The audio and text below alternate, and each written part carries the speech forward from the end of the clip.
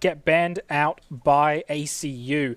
A very strong character, especially when given to a competent player. A competent player like Toppy, who is a very, very, very strong Vlad player, one of his best champions. And the reason why we brought up Bard before, you can say the same thing about other members on this Griffith side. Braza, kind of a bit of that Bard one trick, and I'm expecting to see it banned out right now. That isn't something that should be allowed to go through, yet here we are. Once again, this Griffith University team is the exact same, actually, that we saw last year. You know, Toppy, Spitz, Katu, Miniman, and Braza together.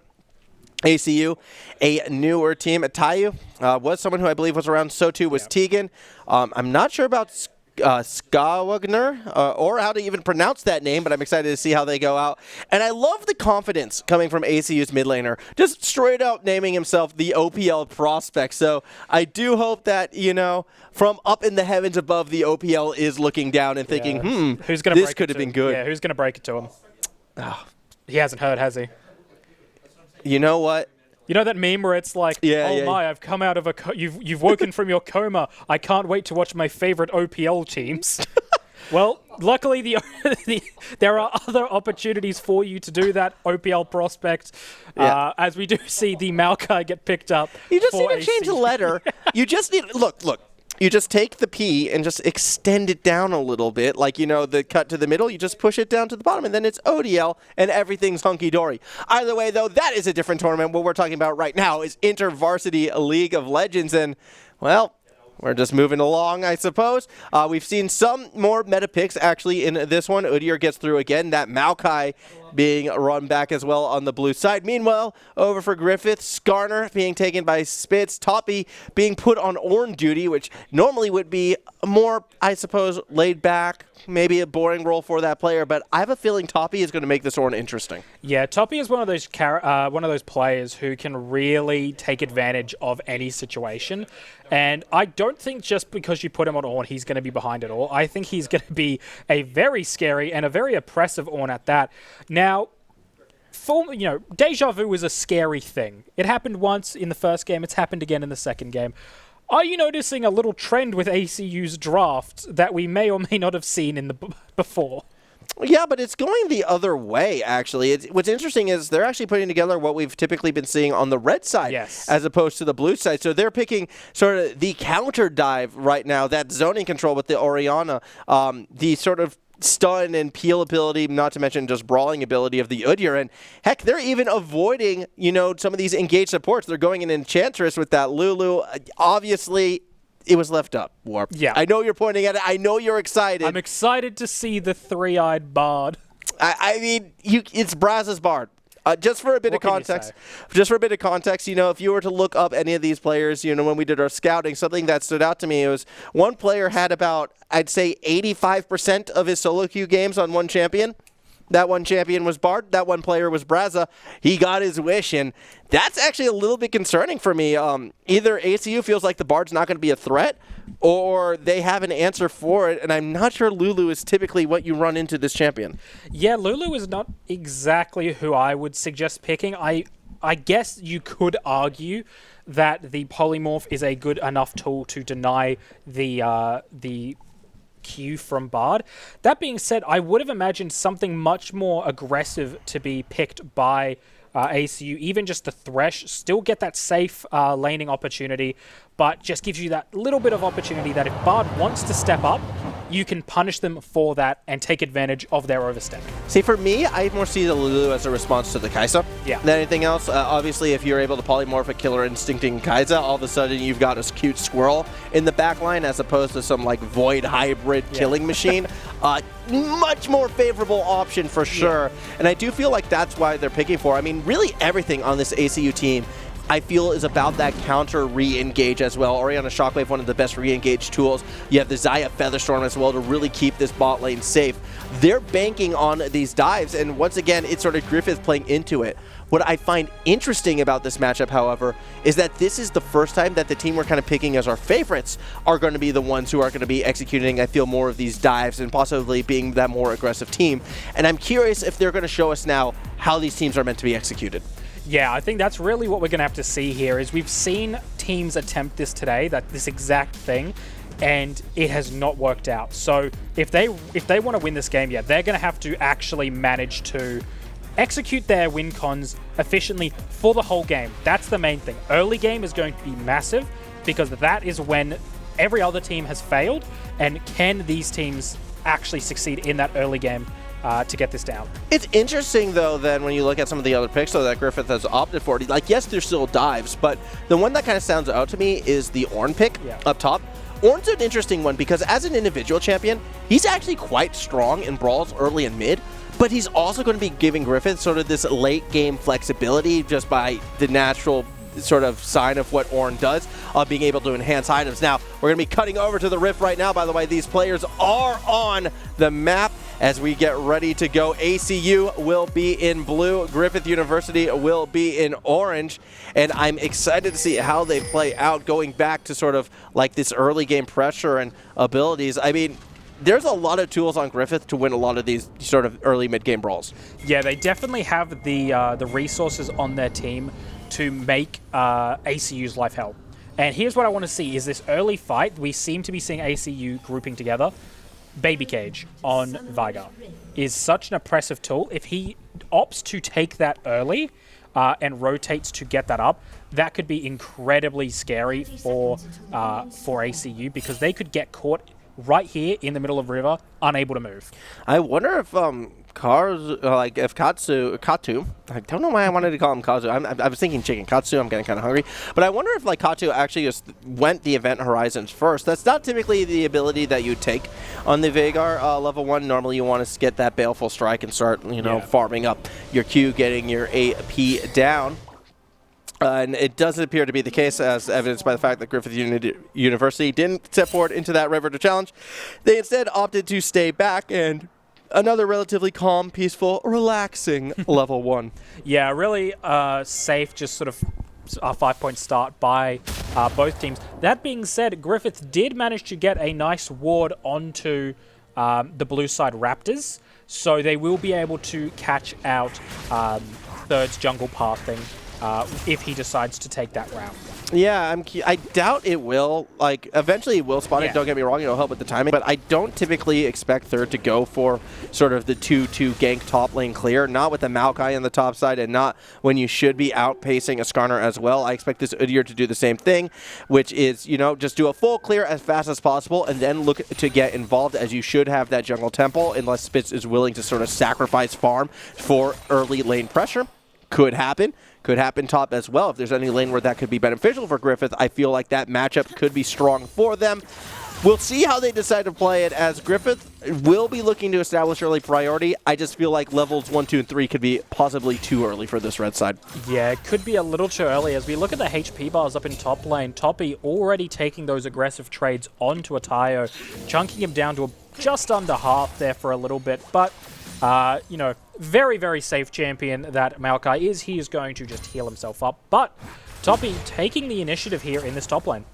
That they are doing, as Atayu going to sit in the middle of lane right now. And you sort of expect the early phases of this top side to go in favor of Toppy. Ornn has that bit more sustain and a bit more damage, as Toppy is actually managing the lane quite well as well. Junglers on opposite sides of Summoner's Rift at the moment. You can see it's about a 1-camp lead as well for Third, as that's a very aggressive twisted advance from Atayu.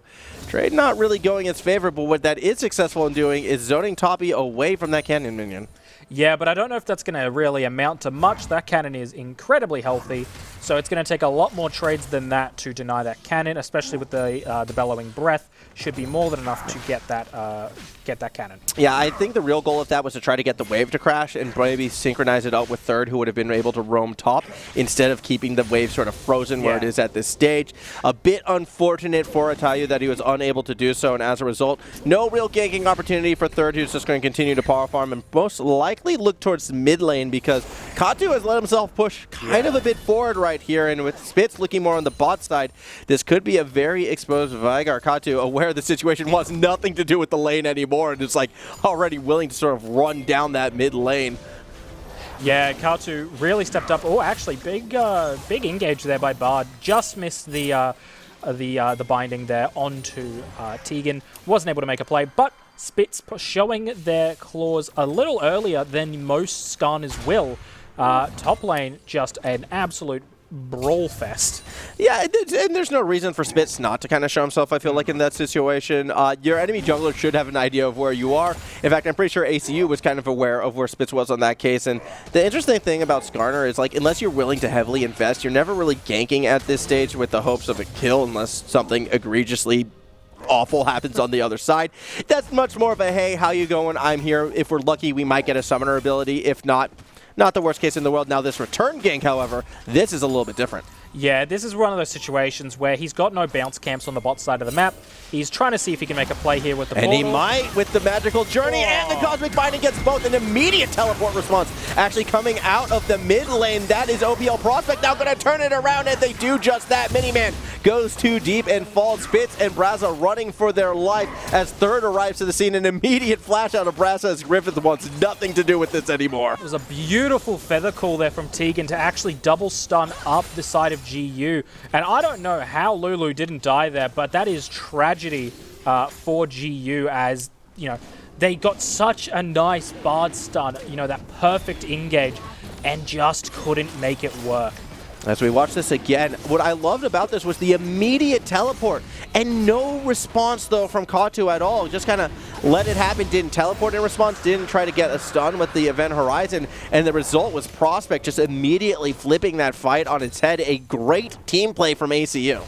Yeah, and I think the problem that really started that whole situation is if you look at that fight back, I think there was a bit of a miscommunication from the side of GU as they were targeting just completely different people. Kai'Sa, the main damage dealer in that bot lane, was targeting the ADC.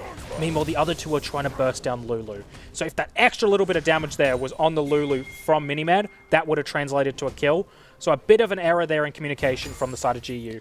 And this is interesting because GU, you know, this team's been playing together for a long time. Pretty much all of last year, this lineup essentially remained the same. You wouldn't expect these types of communicational breakdowns to happen, especially in an early game, yet here we are, ACU, the underdog in this one, the team out in front to kick things off. And I want to emphasize how important these games are. I know it's the first week of the season. I know there's still plenty of games to be played after this, yet with only 3 out of 7 advancing to the playoffs, realistically, every game counts. And if you lose this first game, guess what?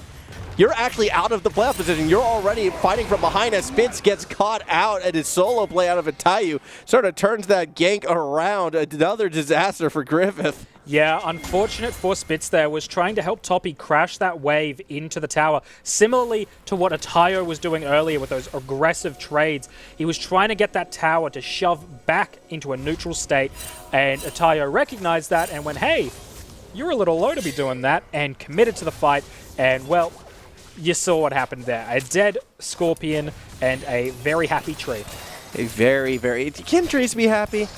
This one can. I mean, even if you look at the profile picture, he's got a nice little grin right there. He's a happy tree. Maokai, I think, has actually probably been, you know, the happiest champion on the Rift so far today. A second strong performance from a Maokai, perhaps back-to-back right now, and might have to sort of rethink where this champion stands in the meta. Definitely looking quite strong as up top. A call of the Force God did just go down. It looks like Toppy is trying to get a bit of revenge. Atayu is going to try to run away as well, but without that knock-up available, Atayu should be just fine. Yeah, there was a big commitment there, but the sustainability of the Maokai is so hard to deal with that passive, with the Grasp of the Undying. Just makes it borderline impossible to kill. But that is a that is a big ultimate down from Toppy if the Herald fight does break out. Meanwhile, if we look at the mid lane, it's pretty even overall. Ooh, actually. Yeah, this could be good because you do have a Skarner ultimate available. Atayu's going to try to twist it, advance to safety, knocks back Spitz, but can't stop Toppy, who will flash forward, running to the safety of the enemy jungle. It's not safe up there at all, especially when you have, you know, Katu roaming up, and I wonder if they save the kill for the Veigar. They absolutely do. Katu gets his first of the game. Yeah, really unfortunate there for Tayo, trying to stall out enough with that healing and with that passive to maybe mount an escape, maybe just draw enough time that it's a waste for GU overall. He does end up getting the flash out of Toppy, but unfortunately all he does by stalling is give a kill to the mid laner, which is exactly who you don't want to give it to. Yeah, that's That's a bit of an oof moment at the end of it all. ACU probably should have recognized he was going to go down and try to give it, honestly, to Toppy or maybe even Spitz. But Gatu says, yep, I'll take that gold. I'll take that extra AP as well. And I'll walk it right on back to that mid lane and hope for more good things in the future. Griffith certainly needs them after this early game. However, despite being down a kill, they have evened up the gold. They have evened up the gold, and something to take note of is keep your eye on this bot side of the map as they are trying to get some map pressure down on this bot side, as in a minute 20 we will have that Infernal Drake spawning. So that is a dragon that really both teams want, but if ACU can get that under their belt, it's going to be incredibly hard and just really scary for GU in the long run. Yeah, ACU I feel like are going to be prioritizing down towards that bot lane. You can kind of see them starting to set up right now, and it's going to time out really well. Spitz has done a good job in sort of managing his jungle camps, as he should be able to clear that bot side right as the dragon spawns, just in time for the fight. Meanwhile, third, he's still going to have to clear his topside camp, recall, and then get himself down there. Tempo advantage perhaps for Griffith, unless someone can make a play, and if anyone's going to do it, it would be in this top lane. If ACU can get enough pressure, maybe it could dissuade the balance. However, Toppy, yeah, he's going to be fine. Like, that was a bit of a pipe dream. Toppy would have had to really play ridiculously right there. Yeah, he's going to be A-okay with that in the in that top lane. And here's the thing that you've really got to be aware of for GU, is the fact that their team scales a lot better than ACU does when you look at it. They've got the Ornn, so the ornaments are going to be incredibly nice, those Ornn items that he will unlock.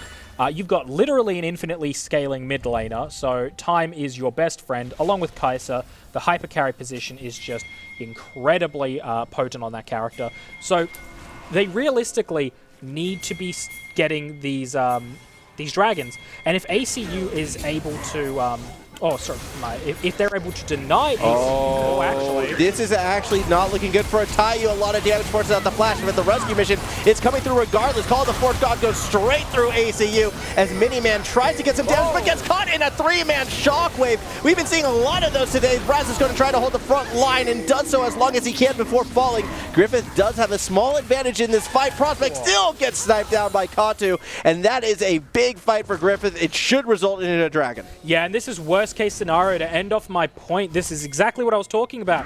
GU are the scaling team in this game, and now you're giving them dragons earlier, like in the fight. They didn't get the first one, luckily, but this is, as soon as they start getting these dragons, it is going to be incredibly scary for ACU. As we see here, a beautiful engage ending in a decimating shockwave, but it is not enough to win them the fight. Yeah, I mean, ACU had already pulled away from the fight, and when you're missing your front line, realistically, the sort of peel disengage comp starts to fall apart, and ACU, they attempted that rescue mission, they tried to fight their way back in, but the damage had already been done.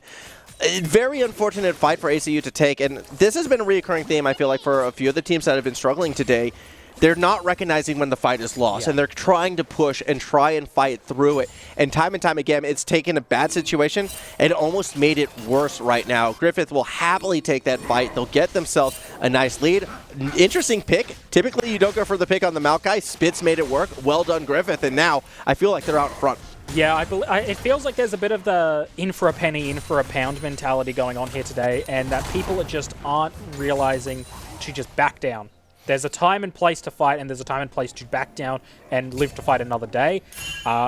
Luckily, they can respawn because they're wanting to fight every day. It's the in for a penny, in for a pound, sunken cost fallacy, Leroy Jenkins shrine building, all of these. ARAM. OCE ARAM. NALCS, all of these things you can call it, as a gang happens in the bot lane. A beautiful cosmic binding is just going to really bring these two down. That's such a late teleport.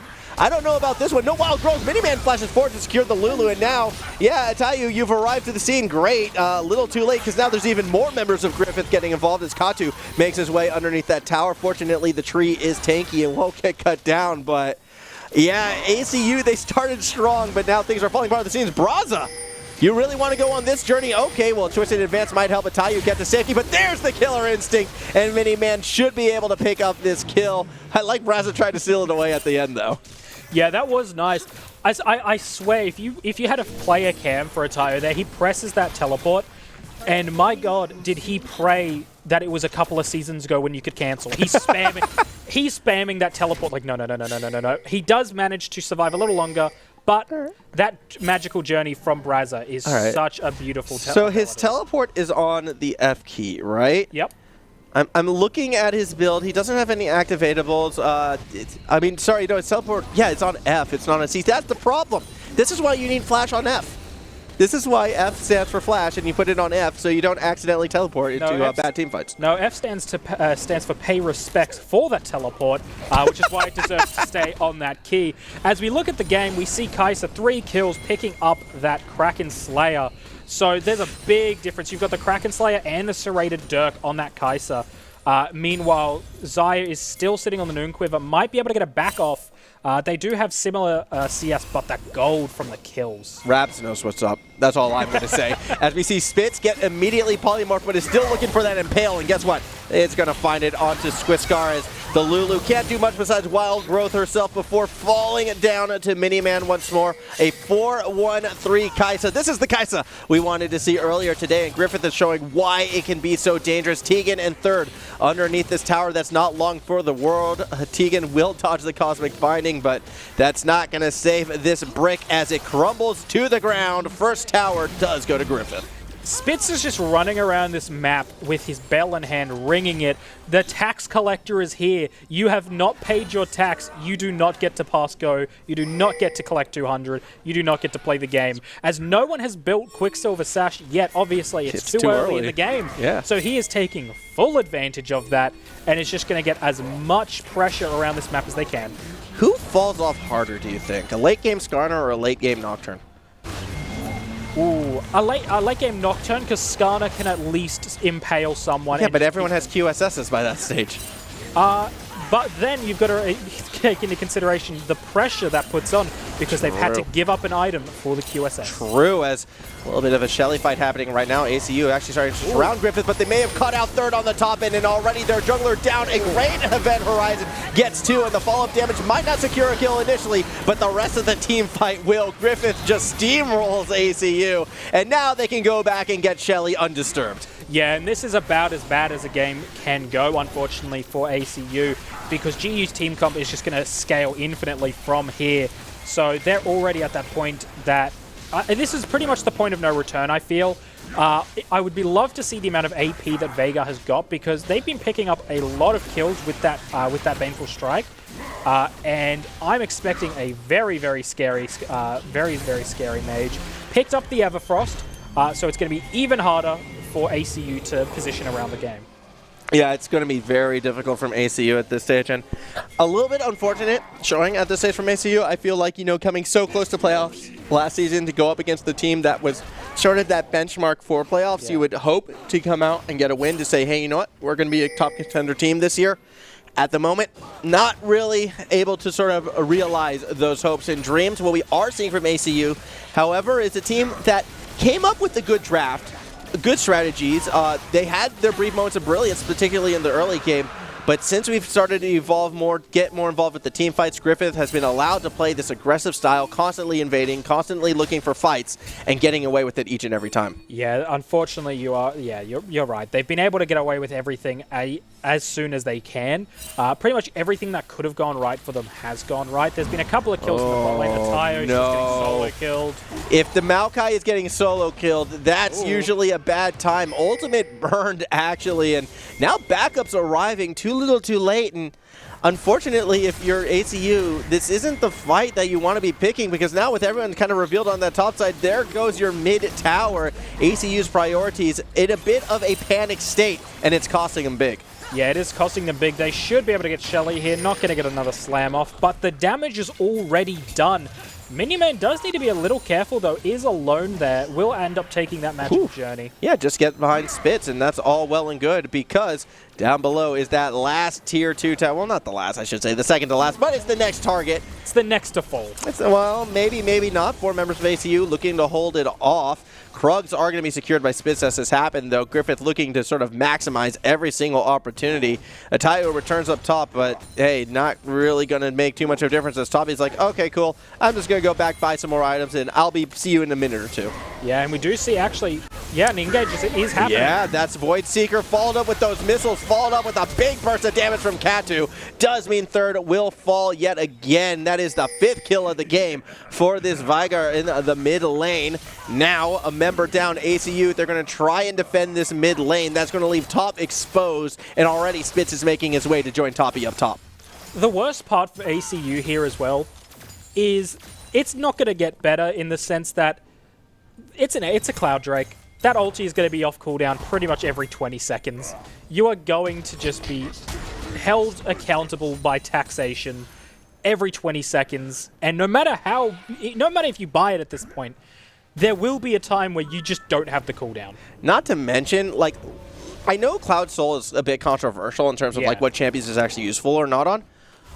When you're running a Kai'Sa and a Skarner, Cloud Soul's pretty good. I know Skarner in particular loves that Cloud Soul. Well, I mean, Katu is more than happy to have a reduced cooldown on a nuke, one-shot ability. Especially you throw that at Lulu, and Lulu doesn't pop ability. I'm just talking about the movement speed from the ultimate as well. Like the second Katu Spitz drops that Impale, he's just going to zoom so far out of position. Like, we're not going to get to a Cloud Soul though. Yeah, no, we're probably not. It's like when you fear a ulti to Master Yi. They're running at you so intently, and then just gone off the face of the map. I have been biting my tongue. I think you're doing this to me on purpose, Warp. I have been biting my tongue on initial D references because I felt like I overused them last season. And all you've been talking about is deja vu and going on the gas, drifting around corners. I know you want me to go there, but we're going to avoid it, all right? No Eurobeat today. That was 2020. We're in 2021 now. Yeah, no, we've been in this place before for sure. And it's definitely, we'll have to get... yeah, you got that one, did you? All right. We do see a 10-stack Medjai's has been built by Katu. Very confident in their ability to just keep gaining stacks. Very, very confident. And I mean, why not at this stage? 5-0-2. Not the best kill participation, but I'm never going to argue with that kind of KDA as Prospect is looking like a tasty prospect for Griffith to pick up yet another kill. Everyone's dropping ultimates. Why not? Let's just throw it all to the wind. Use that killer instinct. Use that Impale. Secure that kill in that tower as well. And guess what's next? Is the big purple worm. Baron could be the final straw that breaks the ACU's back. Yeah, for sure. I think at this point, we've seen the siege potential without Barons sub 20 minutes. They've already pushed themselves down to the inhib tower. They just get this, and it's pretty much one fight away. As we see, they're just able to walk wherever they want. It's just... The desperation shockwave, I think, was my favorite part out of all of that. Like, so the intentions were there. Like, maybe, just maybe, at the end of the day, no. But hey, at least it didn't use the cooldown. So OPL Prospect will have this for the Cloud Dragon fight. So, it is an opportunity. It is, and it's a Hail Mary, but it's the ball's in hand. The problem I'm having, though, is I don't think we're going to see a Cloud Dragon fight because ACU is going to have to beeline down there right quick. Right now, it's Griffith University are already looking to establish themselves around that Dragon Pit.